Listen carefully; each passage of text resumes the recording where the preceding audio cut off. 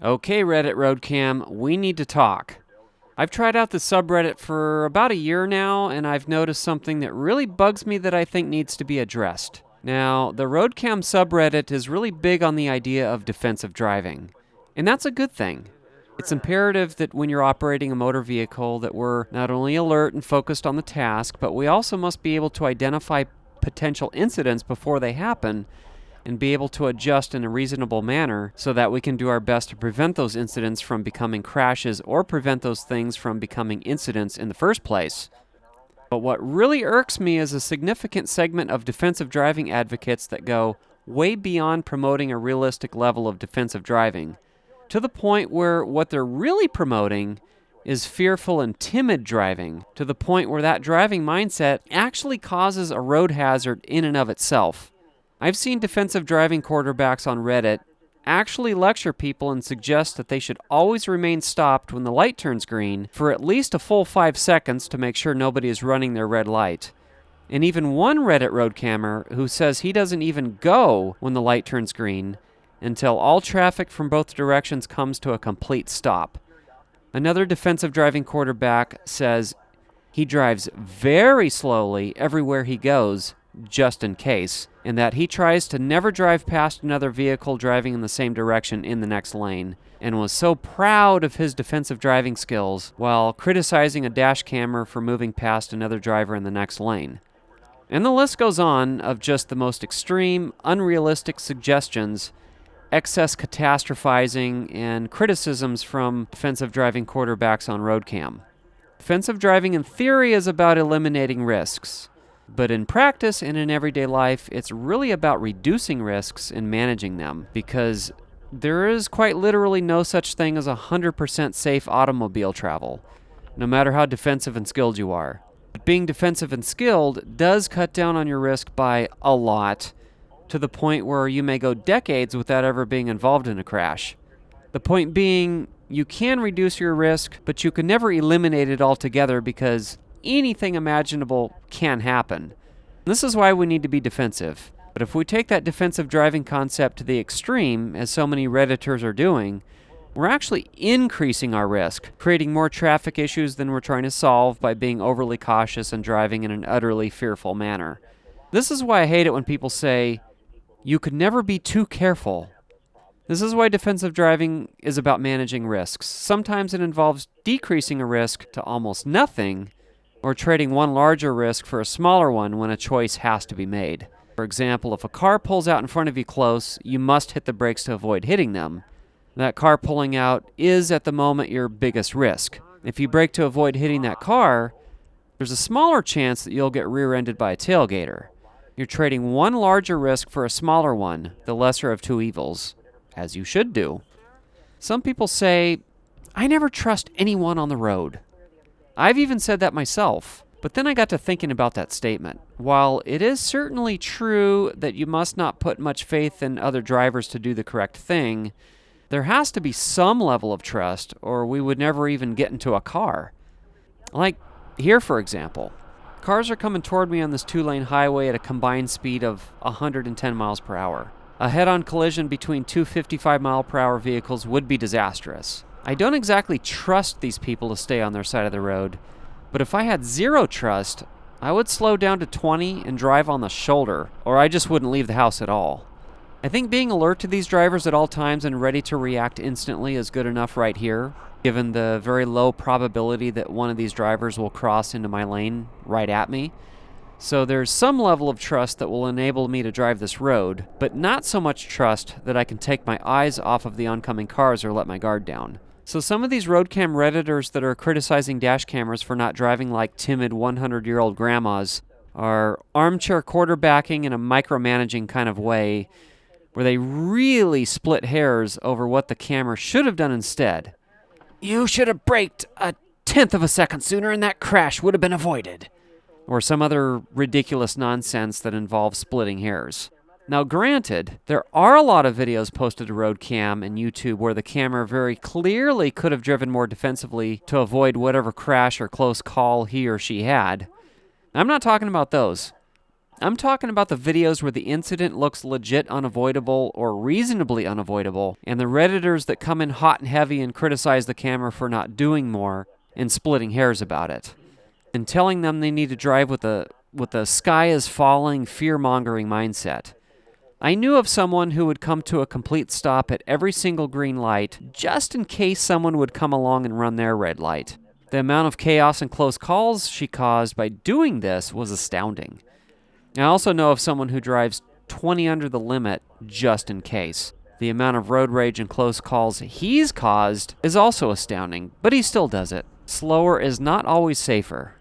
These defensive driving quarterbacks that take their defensive driving mindsets and criticisms to the extreme would just love these people. They would praise them for being so defensive and safe. But really they would be encouraging their false sense of security in the fact that the defensive driving was taken to such a level that it is now fearful driving and dangerous. Being overly cautious can be just as dangerous as aggressive driving. But when does defensive driving cross into fearful and timid driving? This might be a good example. Here I am approaching a rather risky situation. There's a driveway for a shopping plaza just past this delivery truck. I can't see if there are any drivers coming out, and any that might be there can't see me either. And we all know people sometimes dart out blindly. And we also have this driver that's waiting to turn left into the driveway. So I have two pressing potential hazards to deal with. But what would an overly cautious and timid driver do? They would come to a near stop right next to the cab of the truck, not only confusing this driver, making her think they're letting her turn, which could lead to a collision, because confusion often leads to crashes, but also risking getting rear-ended. What would I do? I'll give you a play-by-play. Anticipating that a driver might dart out of the driveway blindly, I take my foot off the gas, I brake, and I slow down a bit while ready to react more in an instant if needed. But I'm also watching this driver to make sure she doesn't turn across my path too close. So I'm ready, in a position for emergency action if I see her wheels turn and begin to roll, and ready to react to anyone coming out of the driveway. By not slowing down more than needed, I decrease the risk of being rear-ended and causing confusion with other drivers. But I slowed down enough that I nearly eliminated the risk of hitting anyone coming out. The defensive driving choices you make should have some basis on how often, realistically, certain scenarios play out. Do you live someplace where red light running is very common, or do you live someplace like I do where blatant red light running is very rare?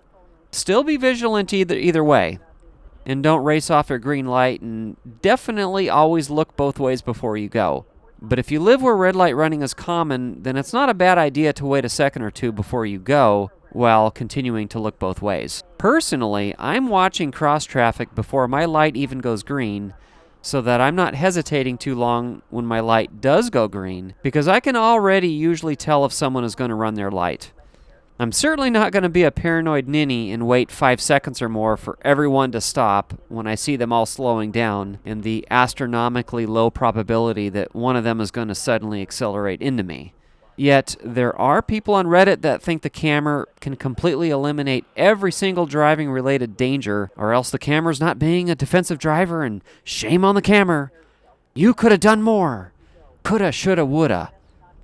And I see a hell of a lot of virtue signaling from a significant portion of defensive driving advocates on Reddit when they get on their soapbox. Some things these defensive driving quarterbacks need to consider before criticizing the camera for not having the foresight or reacting fast enough are things like human reaction time. It takes time for a human to recognize a hazard, formulate a plan to deal with the hazard, process the signal to then send to the body. And as we get older, our reaction times increase. And it takes time to move one's foot from the gas to the brake. We're unable to react instantaneously to a driver doing something stupid. Only a self-driving car can react quicker. Defensive driving quarterbacks also need to take into account that in watching the video, they already know what's going to happen, or at least they know something is going to happen. They usually already know what they're looking for, and this creates a bias in the critic. Another thing is that the critic is criticizing from the comfort of his or her home. The environment at home is way different and far more relaxed than in the car, and the viewer watching the video is not multitasking like the driver is, and like all drivers do when their attention having to be split across different things. And the critic is viewing the incident from the perspective of the camera and its wide-angle lens, and not viewing from the perspective of the driver or through his or her eyes.